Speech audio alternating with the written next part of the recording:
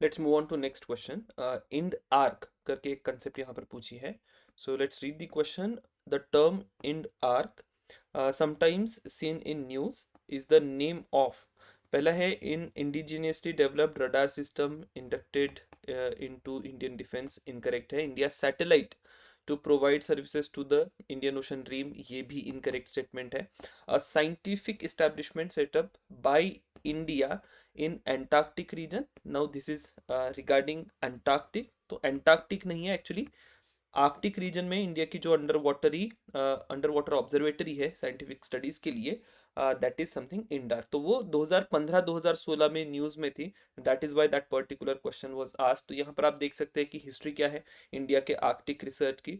तो 1920 में we sign a treaty, Svalbard treaty उसको कहा जाता है। 2007 से आर्कटिक के एक्सपीडिशंस जो है वो शुरू होते हैं। 2008 में एक बेस इंडिया इस्टेब्लिश करता है, that is called as Himadri. Then we have 2014 में इंड आर्क करके एक और ऑब्जर्वेटरी यहाँ पर इस्टेब्लिश होती है। So that is how India is going on to Arctic. अब करंट अफेयर्स में भी कई सारी चीजें आपको दिखाई देगी। एक आर्टिकल आया था अप्रैल के महीने में, इंडियाज आर्कटिक इम्परेटिव। तो इंडिया एक्सप्लोर कर रहा है बाय एंड लार्ज आर्कटिक के रीजन को। दो तीन पर्पज यहाँ पर आपको दिखाई देंगे। एक रिसर्च तो पर्पज है, that is fine, but second purpose is कि आर्कटिक के रीजन में जो भी मिनरल्स अवेलेबल है तो वो मिनरल्स इंडिया को मिले, उसके लिए इंडिया कोशिश कर रहा है।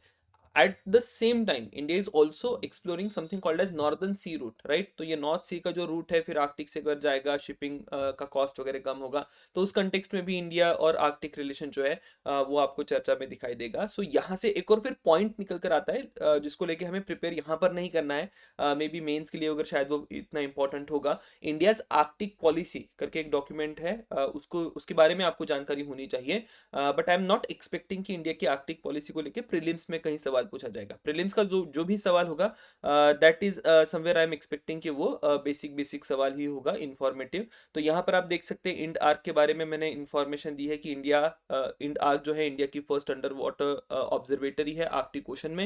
इंडिया का जो पोलर रिसर्च प्रोग्राम है उसके अंतर्गत इसको लॉन्च किया गया था। लोकेशन ध्यान में रखना है, यहाँ पर आप पढ़ सकते हैं नॉर्डिक लैंग्वेज में, दैट इज कॉल्ड एज कॉन्ग्सफॉर्डन करके एक प्लेस है आर्कटिक सी में, नॉर्वे के पास, वहां पर ये लोकेटेड है। क्या क्या करती है, क्या रिसर्च करती है ये ऑब्जर्वेटरी? तो it monitors climatic parameters such as temperature, salinity and current dynamics in the Arctic ocean. अब हमें आर्कटिक के जो क्लाइमेटिक कंडीशंस है या आर्कटिक ओशन की जो कंडीशंस है उसमें इतना इंटरेस्ट क्यों है, तो यहाँ से लेके एक स्टेटमेंट ध्यान में रखिएगा। आर्कटिक में जो भी सी आइस का फॉर्मेशन होगा उसका इम्पैक्ट आपको इंडिया के मॉनसून के ऊपर दिखाई देगा। अगर आर्कटिक के रीजन में सी आइस फॉर्मेशन अच्छी है तो इंडिया का मॉनसून रेनफॉल जो है अच्छा देखा गया है। अगर सी आइस फॉर्मेशन वहां पर उतनी अच्छी नहीं होती है तो इंडिया का मॉनसून भी वीक होता है। तो इस प्रकार का कोरिलेशन हमें मिला है थ्रू अवर आर्कटिक के रिसर्च। तो उस कंटेक्स्ट में हम लोग वहां पर क्लाइमेटिक पैरामीटर्स को स्टडी करते रहते हैं। अदर देन दैट एक और आपको रिसर्च स्टेशन ध्यान में रखना होगा, दैट इज हिमाद्री। हिमाद्री कहाँ पर लोकेटेड है? तो वो स्वालबर्ड में लोकेटेड है। तो here you can see I have this Arctic का मैप। हिमाद्री स्टेशन जो है इट इज नॉर्वे का एक आइलैंड है स्वालबार्ड करके, वहां पर लोकेटेड है। एंड इंड आर्क जो है वो नॉर्वे के एकदम नॉर्दर्न रीजन्स में यहाँ पर आप देख सकते हैं, it is its location. Locations थोड़े बहुत ध्यान में होने चाहिए। स्वालबर्ड ट्रीटी करके एक भी कंसेप्ट आपको पता होगी, कई बार न्यूज में आते रहती है। आई गेस पीवाईक्यू में भी स्वालबर्ड ट्रीटी एक बार पूछी गई है। So in that context also you will need to remember all these things. Now moving on to next part, सिर्फ आर्कटिक के बारे में ही नहीं जानकारी कलेक्ट करनी है, अंटार्कटिक के बारे में भी समझ लीजिए क्या क्या है रिसर्च स्टेशन। सो सबसे पहले अंटार्कटिक में एक स्टेशन हुआ करता था विच इज कॉल्ड एज दक्षिण गंगोत्री, लेकिन वो शट कर दिया गया। And then we are continuing with these two stations, that is Maitri and Bharati. तो मैत्री स्टैब्लिश हुआ था 1989 में, which was India second Antarctic research station. Glaciology या मल्टी डिसिप्लिनरी स्टडीज यहाँ पर करी जाती है। At the same time global warming और ओजोन होल को लेके भी हम लोग मैत्री से स्टडी करते हैं।